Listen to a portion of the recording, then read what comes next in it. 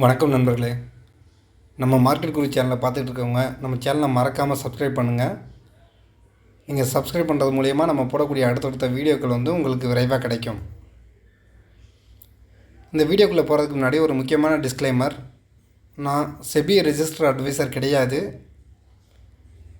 இந்த வீடியோவில் காட்டக்கூடிய பங்குகள் வெறும் இன்ஃபர்மேஷன் பர்பஸ்க்காண்டி மட்டும்தான். யாரையும் முதலீடு பண்ணுங்கள் அப்படின்னு சொல்கிற வீடியோ கிடையாது.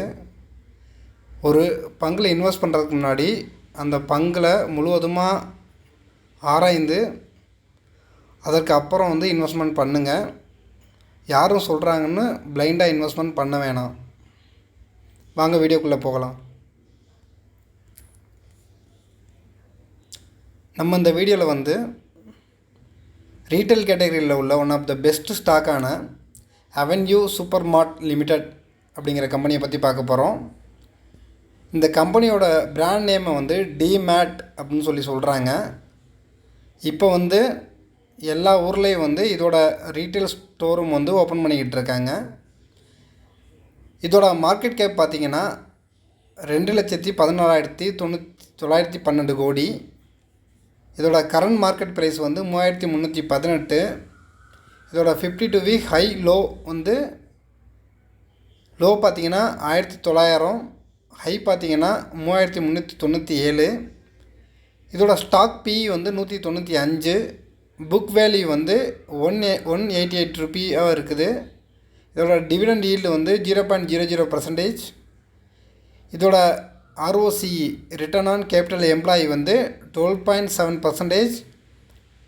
இதோட ROE ரிட்டர்ன் ஆன் ஈக்விட்டி 9.45%. இதோட ஃபேஸ் வேல்யூ 10 ரூபாயாக இருக்குது.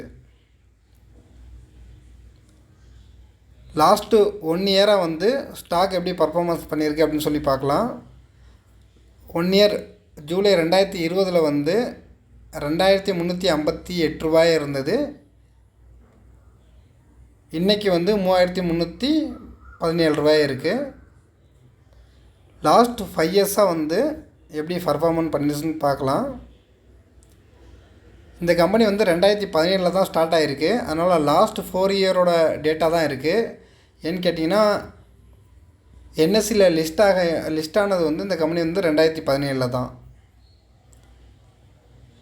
இதில் 2017 இந்த ஸ்டாக் 616 ரூபாயில் ஸ்டார்ட் ஆகிருக்கு.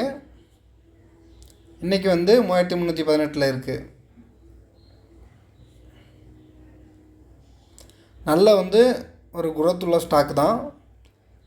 இதோட கம்பெனி ஒரு டெப்ட் ஃப்ரீ கம்பெனி. இதோட புக் வேல்யூ ரொம்ப கம்மியாக இருக்குது அப்படின்னு சொல்லியிருக்காங்க கான்ஸில். அதே மாதிரி இதோட டிவிடெண்ட் பே அவுட் ரொம்ப கம்மியாக இருக்குது. இதோட லாஸ்ட் 3 இயர்ஸ் growth 13.16% தான் இருந்திருக்கு அப்படின்னு சொல்லியிருக்காங்க. பட் ஓவராலாக பார்த்தீங்கன்னா டிவிடெண்டை பேஸ் பண்ணி கான்ஸாக சொல்ல முடியாது. அதே மாதிரி புக் வேல்யூ ஒரு நெகட்டிவ் பாயிண்ட் தான். லாஸ்ட்டு 3 இயர்ஸாக கம்மியாக இருக்க காரணம் இப்போ லாஸ்ட்டாக கொரோனாவில் மிகப்பெரிய சரிவை சந்தித்தது. அது கூட ஒரு காரணமாக இருக்கலாம். இதோட பீர் கம்பேரிசன் ஸ்டாக்ஸ்னு பார்த்தீங்கன்னா இதோட competitor Trent, V Mart retail, Future Retail, Arvind Fashion, Spencer retail, ஓஸ்லா ஹைப்பர் ரீட்டைல். இந்த எல்லா கம்பெனியோட இந்த காம்படிட்டர் கம்பெனியோட இதோட மார்க்கெட் கேபிட்டல் ரொம்ப அதிகமாக இருக்குது.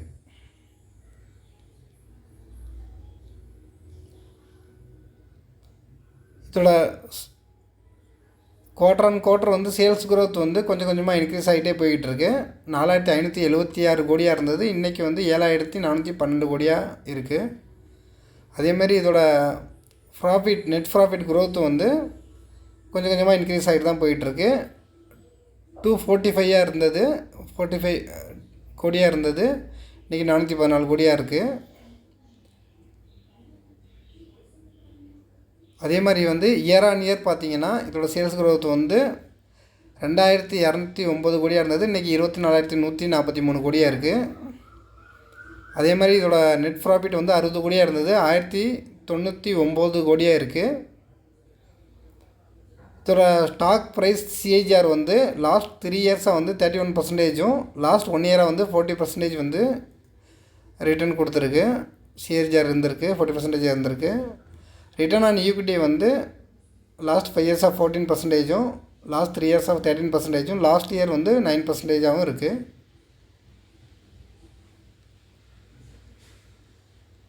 அடுத்து இதோட ப்ரொமோட்டரோட ஷேர் ஹோல்டிங் வந்து ஸ்லைட்டாக டிக்ரீஸ் ஆகிருக்கு.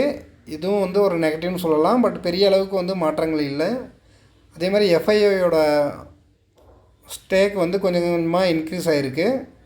டிஏஎஸோட ஸ்டேக் வந்து கொஞ்சம் கொஞ்சமாக அதே மாதிரி இன்க்ரீஸ் ஆகிருக்கு. பப்ளிக் ஷேர் ஹோல்டிங் வந்து கொஞ்சம் கொஞ்சமாக குறைஞ்சிருக்கு. இது வந்து பெரிய அளவுக்கு நெகட்டிவாக இல்லை, பாசிட்டிவாக தான் பார்க்கலாம்.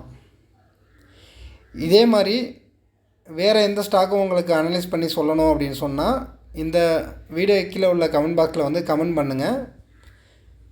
இந்த வீடியோ பிடிச்சிருந்துச்சுன்னா உங்கள் நண்பர்களுக்கு வந்து ஷேர் பண்ணுங்கள். நன்றி.